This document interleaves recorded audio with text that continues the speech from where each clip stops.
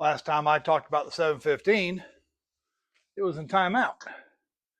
They decided to throw a fit 3 days before the Steel Soldiers Texas rally and start leaking and making noises from the water pump. Rally came and went. We had a 5-ton, my 1009, another 1009 show up. The rest of the vehicles didn't make it this year. So there wasn't much point in doing a convoy video. I will be posting we had air support. We had air cover for our convoy. I'll be posting that video real soon. My son was flying a tail dragger and bird dog markings for a glider school. Whole other story. Anyway, we had air cover and a sheriff escort. So the 715. Let me show you what all carnage was done, inflicted on it. So this water pump. Let me zoom in on it actually.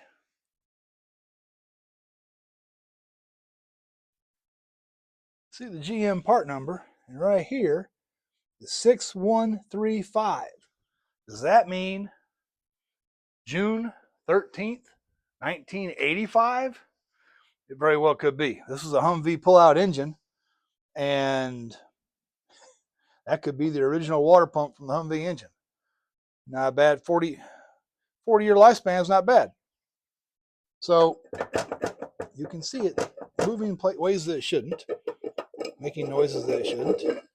The upper weep hole, the lower weep hole is actually plugged up with rust. It's been seeping there for a while. I knew it was seeping, but it wasn't wobbling. It didn't start wobbling until I tried to take it to the Texas rally that week.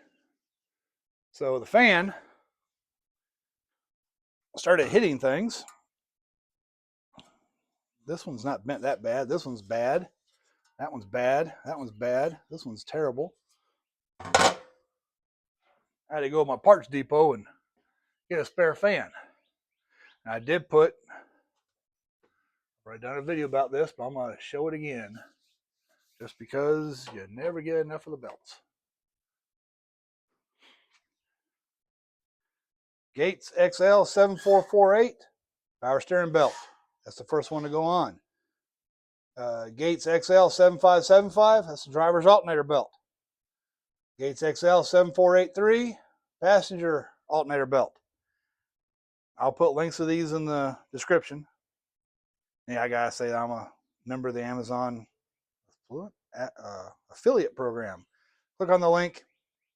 You pay the same price, but I get a very small percentage. Power steering belt. Yes, I use my fancy little tool. Pull back up.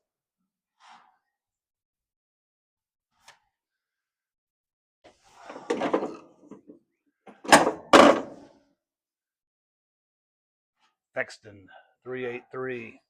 Put a link to this too. I already done a video about this before, but I used the tool. I actually had to pull the power steering pump off of the engine to get the belt around it because it's the shortest belt on the third pulley, and it wouldn't go over the bigger outer pulleys. Brand new belts. You can see brand new belts. Alternator on the driver's side is about halfway in the range. Passenger side is about a quarter to a third of the way. You really can't see the power steering, but it is about halfway on the adjustment range. And you can see the nice new metal water pump. And what else did I do? Yeah, that's all I really did was change the water pump. Now, because all I gotta do is put my radiator. There did a video about this not too long ago. Summit Universal Radiator. You can see where the fan made a circle in it, but it's not leaking there. But I'm going to go ahead and put this in, put new belts on, or hoses on, and I will pressure test it just to make sure there's no leaks. I don't think there are because it wasn't leaking from there when I got it. And anyway, that's an update on the 715.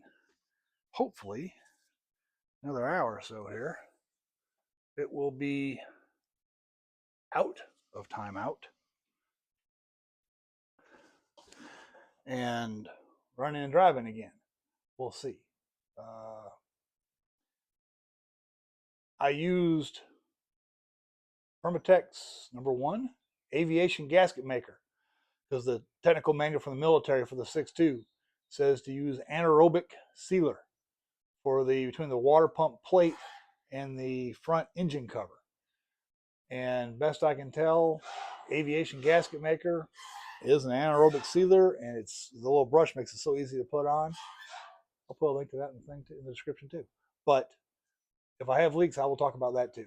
I don't think I'm going to have any leaks. So 715, hopefully out of timeout.